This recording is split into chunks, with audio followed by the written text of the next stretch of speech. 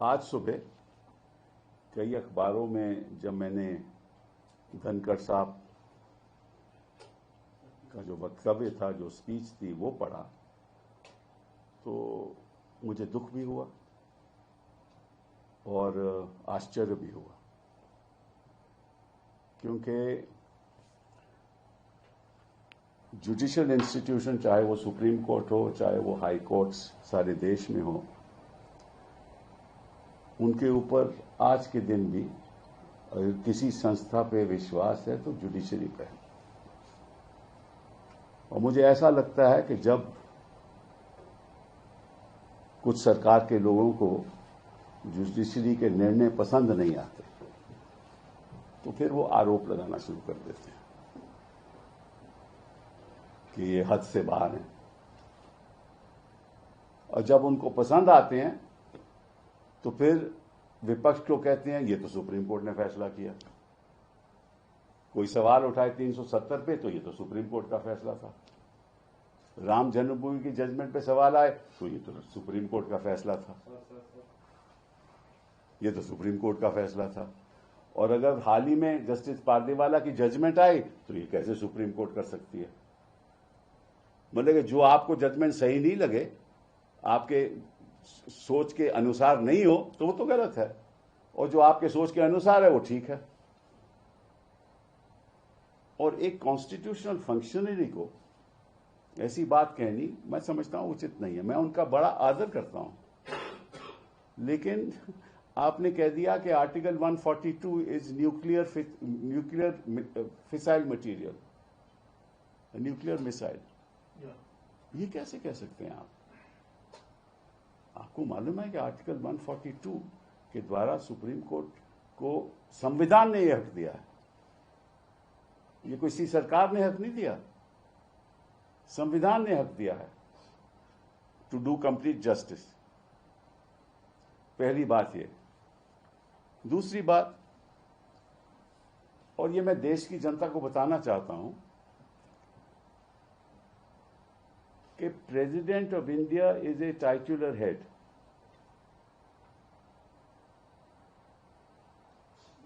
जब प्रेसिडेंट अपनी फंक्शंस करती हैं, वो कैबिनेट की एडवाइस के अनुसार करते हैं। The president acts on the aid and advice of the council of ministers. The governor of a state acts on the aid and advice of the council of ministers in the state। कि अगर कोई विधेयक पारित होता है तो governor के पास जाता है। गवर्नर, संविधान ने हक दिया है, गवर्नर कमेंट्स करके वापस भेज सकता है विधेयक को, और फिर अगर दोबारा पास कर दे लेजिस्लेचर, असेंबली पास कर दे, तो गवर्नर को साइन करना पड़ता है। ये संविधान कहती है। गवर्नर यह भी कर सकता है कि कोई विधेयक को वो प्रेसिडेंट को भेज दे अपने कमेंट्स के साथ कि मुझे ये सही नहीं लगता, और प्रेसिडेंट अपने व्यक्तिगत अनुसार कुछ नहीं करती। President acts on the aid and advice of the council of ministers. वो बात सरकार, केंद्र सरकार पे जाती है, केंद्र सरकार के काउंसिल ऑफ मिनिस्टर्स पे जाती है। वो एडवाइस करते हैं प्रेसिडेंट को कि क्या करना है। ये प्रेसिडेंट का व्यक्तिगत हक नहीं है। ये धनखड़ जी को मालूम होना चाहिए। उन्होंने कहा कि आप प्रेसिडेंट की पावर को कैसे कंट्रोल कर सकते हो? भाई कौन कर रहा है प्रेसिडेंट की पावर को कंट्रोल? मैं उदाहरण के तौर से आपको बताना चाहता हूं कि एक गवर्नर के पास विधेयक जाए और वो 2 साल वहां पड़ा रहे, वो अहम विधेयक हो कि जिसकी जनता के प्रति कई चीजें करनी हो, तो गवर्नर क्या बैठ सकता है? 2 साल बैठ सकता है उस मामले में, और कोर्ट को कोई अधिकार नहीं है कुछ करने का। This is in fact an intrusion on the supremacy of the legislature. ये तो उल्टी बात है।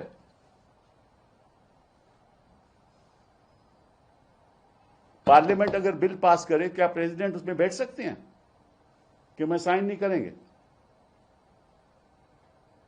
और अगर साइन नहीं करें तो किसी को अधिकार है कि नहीं कि भैया ये ऐसा अहम बिल है, कोई टेररिज्म पे बिल पास हो या किसी और चीज पे बिल पास हो, प्रेसिडेंट ये तो नहीं कह सकता मैं साइन नहीं करते। हाँ, कमेंट्स लेके वापस भेज सकते हैं, दोबारा पास हो, president has to sign. That ये तो संविधान की परंपरा है, ये अदालतों ने डिसाइड कर लिया है ऑलरेडी।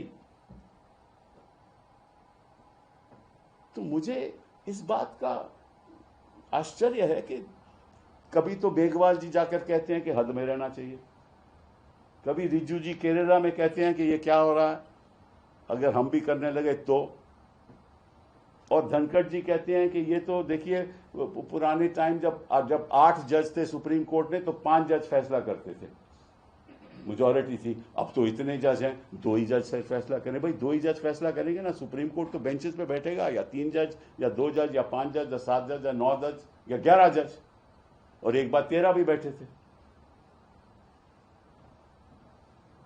तो सुप्रीम कोर्ट तो ऐसे ही फैसला करती है ना, 2 जज फैसला करें सारे देश को मानना पड़ता है, 3 करें सारे देश को मानना पड़ता है।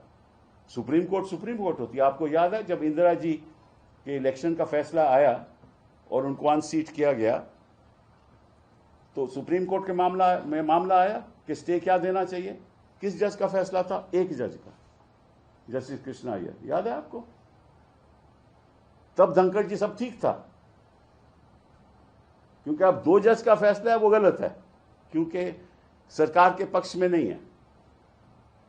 बट कृष्णा अय्यर का फैसला बिल्कुल ठीक था, वो तो एक जज थे। तो ये किस किस्म की बातें हो रही हैं पब्लिक डोमेन में?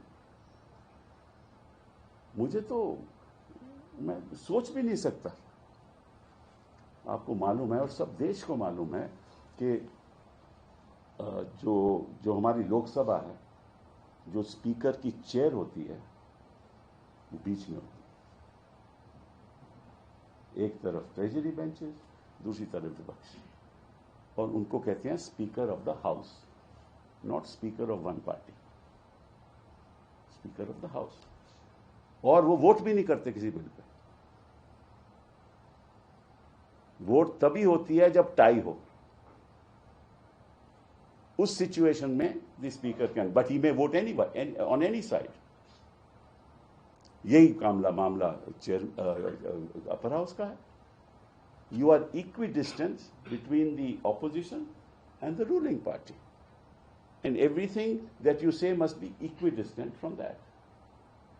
No chairman, no speaker can be the spokesperson of a party.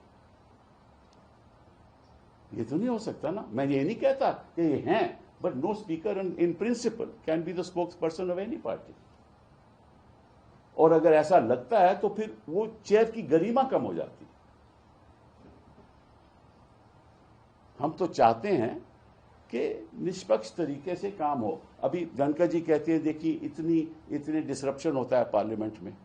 वो मुझे याद है सुषमा स्वराज जी जब और अरुण जेटली जी जब डिसरप्शन करते थे तब तो किसी को तकलीफ नहीं थी।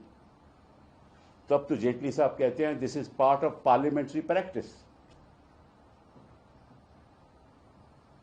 ये तो मतलब कि देखिए ऐसा है, जब आपके प्रेसिडेंट जी स्पीच पढ़ती हैं पार्लियामेंट में शुरुआत के सेशन में, तो स्पीच कौन लिखता है? प्रेसिडेंट लिखता है या लिखती हैं? स्पीच तो कैबिनेट लिखती है ना, काउंसिल ऑफ मिनिस्टर्स पास करते हैं ना।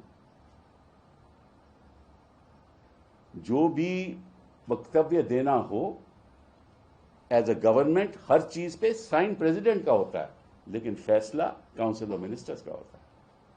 ये हमारा सिस्टम ऑफ गवर्नेंस है। अगर आपको कोई तकलीफ भी है किसी फैसले से तो उसको रिव्यू कीजिए। उसकी रिव्यू एक तरीका है ना, रिव्यू डालिए। अगर रिव्यू ठीक नहीं होता तो आगे भी हो सकता है। और अगर आपको लगता है कि इसमें बड़े कोई प्रॉब्लम्स आ जाएंगी तो आर्टिकल 143 के अंतर्गत आप एडवाइजरी ओपिनियन ले लीजिए सुप्रीम कोर्ट से। एडवाइजरी ओपिनियन ले लीजिए सुप्रीम कोर्ट से, ये भी आपको रास्ता है। और अगर इनके पास तो बड़े बड़े वकील, ऐसे काबिल वकील हैं जो हम बता देंगे इनको क्या करना क्या नहीं चाहिए। लेकिन एक ऐसा वक्तव्य देना कि अब article 142 is nuclear missile. What was a nuclear missile was नोटबंदी, not 142.